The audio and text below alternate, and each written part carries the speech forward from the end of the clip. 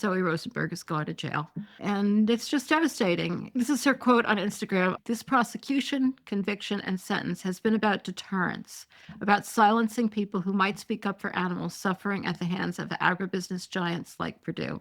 So let's be even louder than before.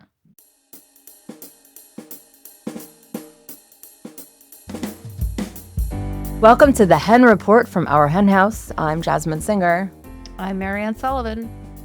And here we are with a full menorah lit and a full Christmas tree, though Hanukkah hasn't quite started yet, though it's about to. And Santa. I put up the full lights because otherwise you couldn't see the menorah, and I wanted to represent. Hanukkah hasn't started, has it? Starting the 14th. Or the 15th. I don't remember. The 14th. Yeah, well, that's always confusing for you Jews, like, the day and the night. We also have a lovely Christmas tree. We do it all. I know. If there's some Kwanzaa. Christmas Kwanzaa Solstica. Christmas Kwanzaa Solstica. Remember that? Right. I know I do this every year. Our regular listeners are going to be like, oh, God, again. But years ago, remember I did like a workshop on kind of veganizing the holidays, and I did it with Marisa Miller-Wolfson, and I sang that was a like song. 1,000,000 years ago. I sang a song that I made up that went, latkes, you made them out of oppression, and since I cannot eat them, I go into a depression, which then obviously we then did a vegan recipe for it. Right. But it's my big songwriting hit. Still one of your tops. Yeah, I mean, very indeed. I did write a song when I was very little after my mom's car got like just slightly hit by a truck when the truck was turning. I wrote a song about it. It went, hey, truck driver, how dare you mess with my tire? How truck driver, how dare you? It could have caught on fire. Well, listen, lady, you're lucky. It could have caught on fire. That was my second. I cannot believe I've never heard that before. But I'm pretty sure I've never heard that before. There you go. Wow. Yeah, I missed my calling. The depths of Jasmin Singer, you never plumb the depths.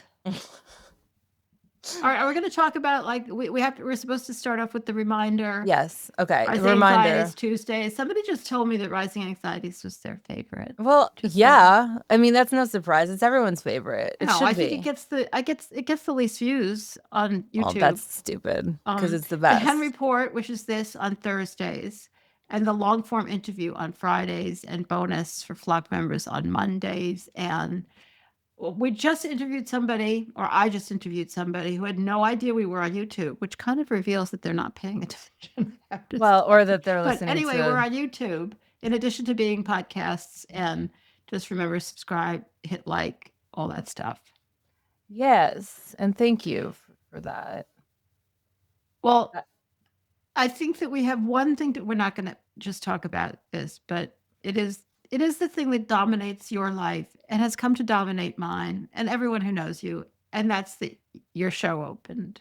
For those of you who have been listening, you will know what we're talking about. For those of you who haven't, Jasmin, why don't you tell them what the show is? It doesn't have anything to do with animals. No, I have some vegan related stories. Right. You came up with a connection. I didn't come up with it. It's been on my mind, but yeah, I came up with it.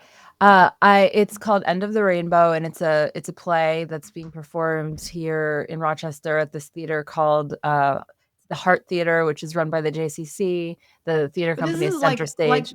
I think when you say it's the JCC, it sounds like it's amateur. It's a legit professional theater, and it's about Judy Garland, and I get to play Judy Garland, and that's hence all of the 5,000 Judy Garland records behind me in the YouTube. If you're watching this, you could see that.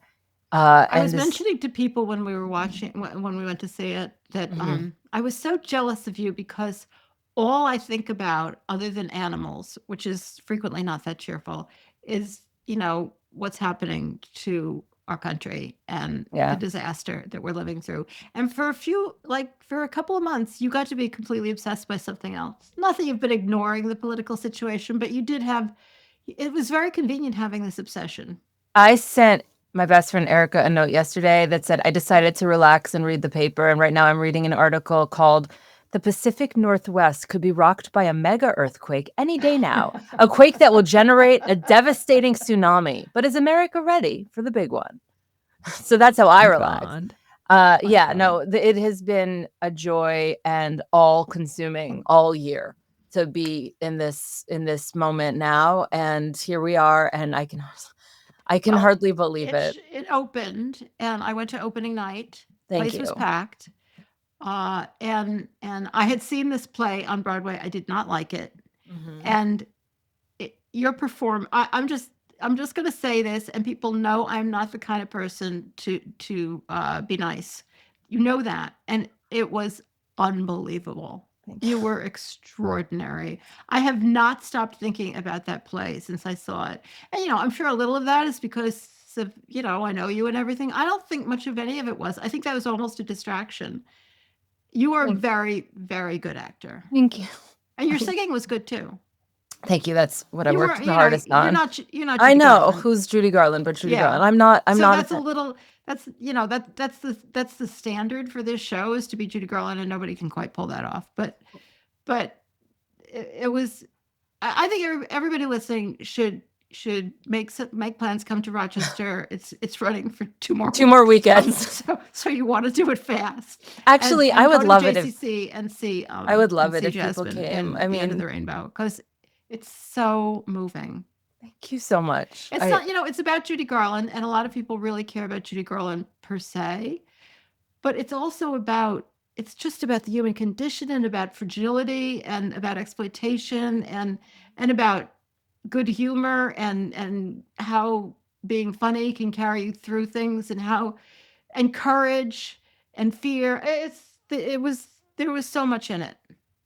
Thank you. And if people can come, I can't say for sure, but I would do my best to get like a coffee with you. I mean, I can't if you're a listener and you're able to come, I will do my absolute best. We do have an airport in Rochester. People are surprised to hear that. I don't support flying, but and we have Amtrak. And we have Amtrak. We're a little far north, which explains why it's fucking cold. 4 fucking degrees. It's disgusting. The other day it was 4 degrees. Yeah. Like it's not even winter yet. The people who live here are like, oh yeah, that's what Rochester is like. No, it's not. It's not. Yeah, it's not. My mom came from Vermont to see the show, and she's like, it's so fucking cold here. I have to go to Vermont and warm up. Okay, so I wanted to tell you a couple things. One is that I've mentioned before that my costumes, which were all made for me and they're beautiful, absolutely gorgeous. Really they were all made vegan for me. And so otherwise they wouldn't have been. They would have definitely used feathers for sure. She did use a lot of feathers. And I she wore that with her. She did wear fur also. I don't know if they would have used anything like that. They do have old furs up in the costume area, so it's possible. Well, but of course, they made faux fur too. Yeah, but if I hadn't discussed it and said, look, I really am uncomfortable, I don't want to use animal products, they made this unbelievable gown for me, and it's like a regular dress becomes a gown during the costume change. And one of the things they do is they put these poppies on my wrists, and they put this bottom of a gown on a dress I'm already wearing with poppies all over it. The poppies are made of, I guess, crinoline or something, and it is the most beautiful dress I've ever seen. And it's just I just love that there's this vegan ethic. They made sure I'm in makeup for at least an hour just for covering my tattoos, and all of the makeup they use on me is vegan and cruelty free. They all made sure of it. Yeah, it's just been amazing. And then the other thing I wanted to tell you is there's this little part in the play where I'm talking to one of the characters, and Anthony is his name. And he says, he's talking about what he could cook for me. And he says, do you like shepherd's pie? And I say, oh, I love shepherd's pie. And then I say, oh, and what's that thing with the frogs and the sausages? And he's like, oh, toad in the hole. Oh, I can make that. And I say, will you show me? So anyway, this actor is putting the cast party together. And he was texting me, and he wanted vegan recipes for shepherd's pie. So I'm sending him vegan recipes. And then he said something about toad in the hole, and I quickly Google vegan toad in the hole, and obviously things come up, and I send it to him, and I'm like, I just want you to know there's a vegan version of everything. And so I think he's gonna make that too. What I mean, I've had shepherd's pie. I've heard the expression toad in the hole. I Yeah, don't think I have any idea what's in it, and it sounds horrifying. yeah, I assume it's there not can doesn't have be anything to there do with toads. well, according to Google, which I have open right now, there can be edible frog legs in it, but never toads, which are generally poisonous. Okay, well, they're all fucking sentient, but I digress. It's sausages baked into a large, puffy Yorkshire pudding, Oh, all basically. of a sudden it's sounding really good. Well, the vegan version, sure. Assuming it's vegan, yeah. Well, obviously. I know, I know. But I mean, but there's no reason anything you just said couldn't be vegan. There's no reason anything can't be. Sausages and Yorkshire Sure. pudding, like, Yeah. yum. I want it. Yeah. And by the way, when I was looking up the shepherd's If pie there's recipes, leftovers at the party, pack you them can up and come bring to them the home and party. eat You're them. I invited don't to want the to come to party. the party. Okay, you don't have to That come would to be the party. weird. When I was Googling the recipes for shepherd's pie, and of course, I don't know. Like, I don't know what's a good recipe and what's not. I don't cook, but I did find a few like of websites I've heard of, and I'm like, okay, I know Minimalist Baker is good. I know Nora Cooks is good, so I like sent some of those. There are Right. like lentily Whole Foodsy versions of the shepherd's pie, and then there's like Beyond Meat versions, and the Beyond Meat version has like vegan Worcestershire. I can't say it. Worcestershire. Can I you have say it? some vegan Worcestershire sauce. You do? Yeah. Oh, okay. Well, You can I'll have a tell. bottle. For some reason I ordered it was a pair and I ordered both Uh-huh. of them. I don't think I Oh, meant I'd to. love And so to. yeah, I can give you That would be amazing. Because I told but I have to Daniel. say I've never wanted shepherd's pie because I was one of those kids who didn't like it if her mashed potatoes touched her peas or her That's so you should excuse cute. the expression dead animal. Um, you know, I like to keep them separate. Having things in your mashed potatoes, no, sorry, not for me. What do you put in your vegan mash? Do you put butter or gravy or butter and gravy? Well, butter if I've got I don't make mashed potatoes a whole lot, but yeah, if I'm gonna make them, they're gonna have butter in them. Like Yeah, well, on Thanksgiving we had vegan mash, and yes, I don't yes like gravy in for it. Thanksgiving that would be No, I one just of the want times I would have mashed I potatoes. just want butter and salt. That's it. I'm a purist. I had such a virtuous breakfast this morning. I had oat groats and Wow. strawberries, a little bit of milk, and then afterwards I was hungry, so I had a Beyond sausage. That's good. It sounds good. I've been It enjoying was. the Trader Joe's vegan Italian sausages. They're very good. Oh, Really I never good. go to Trader Joe's. It's too far away. By the way, okay, so I need to change the subject and tell you something. Uh, so a few weeks ago, Vicky was on our hen house reviewing Kendra Coulter's The Tortoise's Tale, which is a new novel. Yeah, I And so, remember. and then I got it from the library, and I ordered one so that I could support her. And I'm listening to the audiobook from the library, and I love it. Oh, all And right. today, I just want you to know that I have a today copy and I haven't read it yet, but I'm I going to have read it. two things to say about this. One is today the tortoise is talking about like the tortoise witnessed a death and is talking about how like death has been around her certainly because she has seen people like eat like animals that used to be alive or something and Yeah, because as yeah, Vicky they're pointed out, it tracks her whole life, which is yeah. very, very long. Right, exactly. So I wanted to say it was just a nice vegan moment. The other thing I wanted to say is that Moore and I were at the barber yesterday, and our barber used to have a rescued tortoise who passed away after a very long life, not that long ago. And so I was telling her about the book, and then she said she has a Kindle, so I ordered it for her. Nice. I hope she reads it, but it's just really sweet. And I feel like it's great for this time of year. Do you remember that book we read that one of our listeners told us about the mouse and the Oh my friendship? God. That Do was you remember the that sis book about mouse? Sipsworth.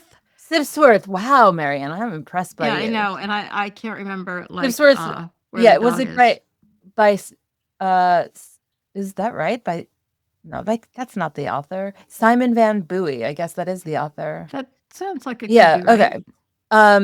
Well, anyway, that felt very warm and wintry and Christmassy for some reason. So Yeah, does I think that. there was Christmas was in that book. Yeah, and this That's a book, good Christmas book. I had sort of forgotten that it was Christmassy. yeah, so I this is another Christmassy book. Anyway, just wanted to say. All right. It's a great book. We What do else have a do we few have to things we say? need to talk about, and one of them is like the worst news. Like we Yeah. just have to get it out of the way, even though you've already heard it. Yeah.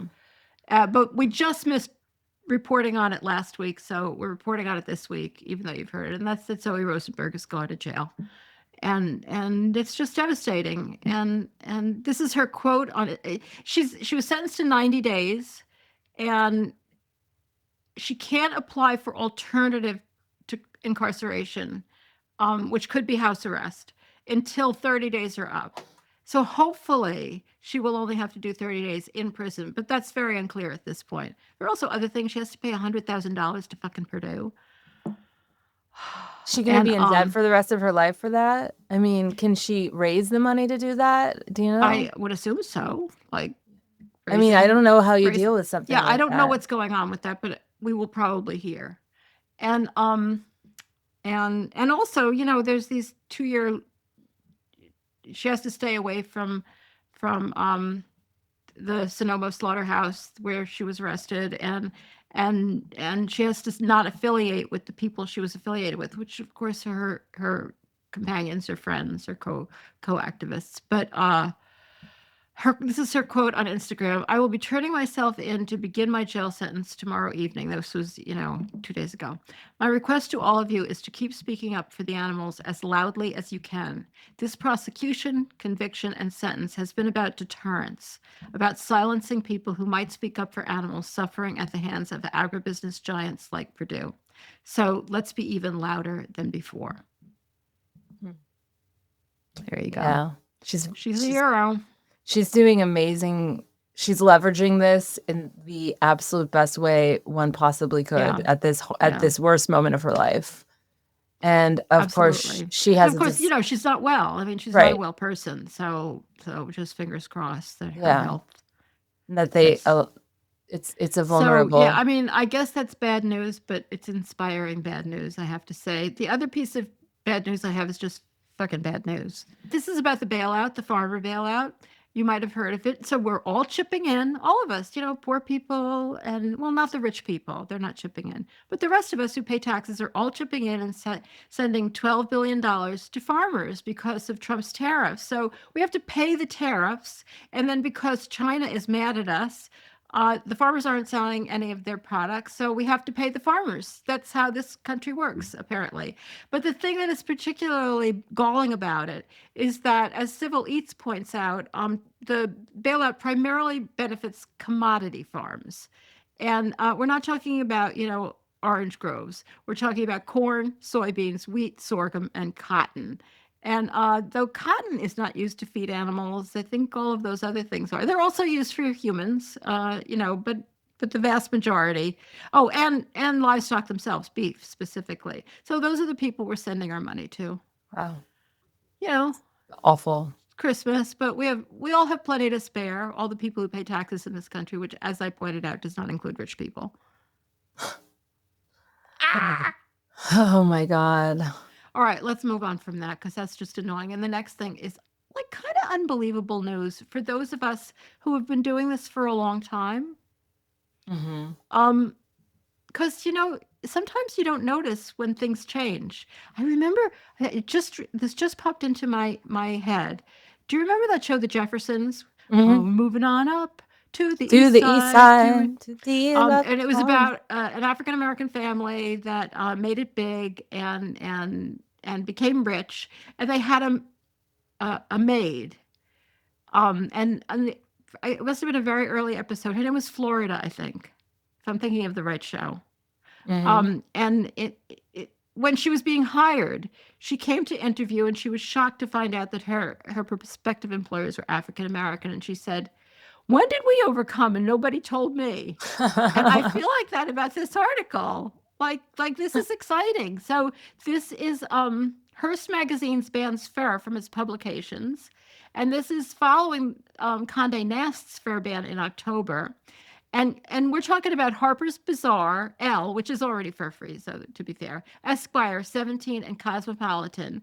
They're all not advertising fur anymore. And this is after it's kind of funny because this article that I'm reading, which is, from an Industry Insider article, is it says Hearst Magazine's ban follows a 5-day protest campaign against the media company by grassroots organization, the Coalition to Abolish the Fur Trade. Yeah, 5-day protest campaign and 25 years of unending work by both the folks in Coalition to Abolish the Fur Trade, which I remember from way back when, has been doing this for, and so many other organizations have been fighting for this for years. But after this 5-day protest campaign, they just said, oh, yeah, okay, we won't advertise fur anymore. And that includes both advertising and editorial content. No promotion of fur whatsoever. And how about that? Wow. And the other thing is that just a week before, the Council of Fashion Designers of America announced that it would ban fur from New York Fashion Week. And New York Fashion Week is a big deal. That's amazing. And, I feel like... Not to just be in New York or anything, but it is. It's a big deal. It's a central event for fashion. Yeah. In fact, when I emceed the Goodwill Gala up here this year, it was during New York Fashion Week, and they just kept talking about New York Fashion Week and some of the trends. Yeah, it starts there, and it just spreads its wings to everywhere else, and that's huge. This reminds me of like a week or two ago. I mean, I know that like paging Dr. Obvious, but I did say things changed, and like even since our hen house started, and I mentioned you used to go to those fur protests every week for a really long time down in the city, and things really changed as far as fur goes. It's just on the people know it's bad. In fact, I see celebrities, if they have like a vintage fur or something that they're showing, they'll always be like, sorry, like, which isn't cute. I mean, like, don't use it if you have to say sorry, but there is still like a really nice rising anxieties moment in their apology, right? Yeah, no, it's amazing news. And it's just such a, you've been doing this for a long time. I think I just said this, but I'm going to say it again. You have to keep up, because sometimes things happen. Sometimes we're getting somewhere and things are progressing, and you can be like, stuck in the past. That can happen to me. That's for sure. Oh, and her name was Florence. And I feel I do feel a little embarrassed because there was another African American character whose name was Florida, I'm pretty sure. And I hate it if I mix up people who are African American, but come on, Florida and Florence, Yeah, I mean, it's okay. And it was 40 years ago or something. Honestly, the fact that you even pulled that like scene from a show out of your brain, it's kind of a miracle. It really is. It really is. I just read this book called Moonwalking with Einstein, and it was by Joshua Foer, who's Jonathan Safran Foer's brother, and it's about memorization and memories just in general. And I think you should read it. It's really fascinating because, like, you just brought up help improve my memory. Sure, it will. Absolutely. It talks about if I remember to look for it, I'll there's I mean, the fact that you even brought up that book Sipsworth, like, it's really interesting. Mental athleticism is an acquired skill. It's not necessarily something that you have or you don't. Like, case in point, they always say that you can, as you age, there are certain things that you should do, like crossword puzzles and like that help exercise your brain. Yeah, exactly. My play. I mean, it's like, I don't know if it's taken up. Oh, I don't know how you remembered that. You like, Jasmin was on stage like for the entire play, and it was insane. Yeah, I mean, you had so many lines to remember. Yeah, it was truly bananas. Like, but does that take up extra space in my brain and so I can't do other things, or am I just using my brain better? I don't know. I don't know. I don't think we should think of our brains as a finite resource. That way lays. That's what Trump thinks, right? Ugh. Not his brain, but exercise. He doesn't believe in exercise because he believes you have a finite amount of energy and you use it all up. Something like that. Weird. That makes me. I'm not swearing to that, but it's something like that. Well, it's like thinking of compassion or love as finite. It's not. Totally. That's a classic example. Right. I'm sorry I can't let you into my life. The more you have. Right. Exactly. It's bananas. All right. So I feel like we're good, and we should just talk about briefly the end of year, which is what we're in right now. I have one. Oh, you have something else. Oh, yeah. Sorry about that. Go ahead, please. No, it's a new book, and it is edited. It's a very long book. It is about animal law, and it is edited by our dear friend and brilliant lawyer, Joan Schaffner, who Oh, I teaches love Joan. at GW. And it's called the Elgar Concise. It's really not that concise.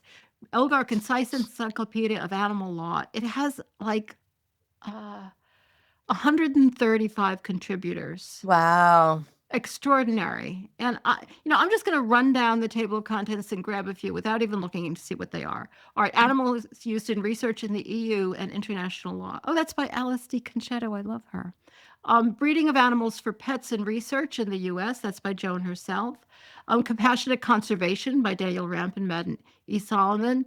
Environmental Ethics by Reed Elizabeth Loader. As you can see, it just covers this huge, wide range with various different experts. It's really an important contribution.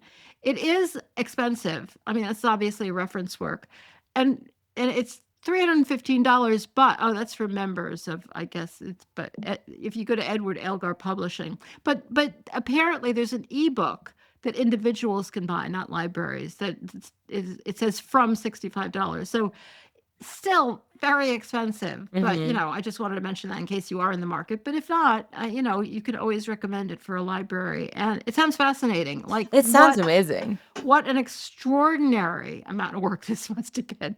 Yeah. Wow. And Joan Can you is imagine bringing together 135 writers and managing to get them to write and produce something good and have them all be different? And that's amazing. Oh, so amazing.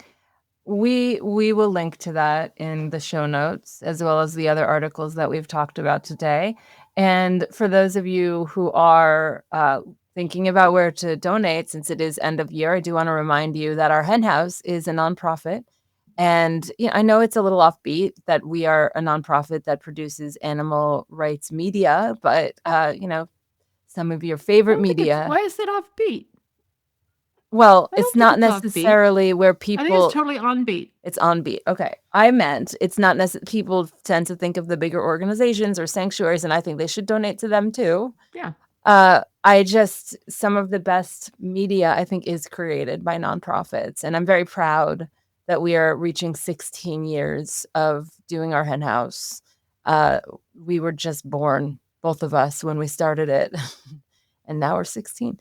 But I mean, I've been thinking more and more about the importance of independent media, not just a hen house.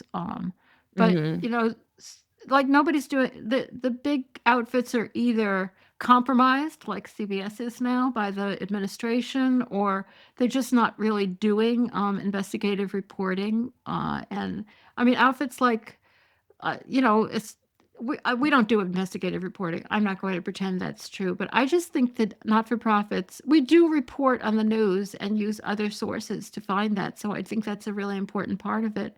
And nonprofits are the places that are doing the important uncovering of what's going on, especially when it comes to animals, because as we all know, mainstream media just, doesn't pay attention.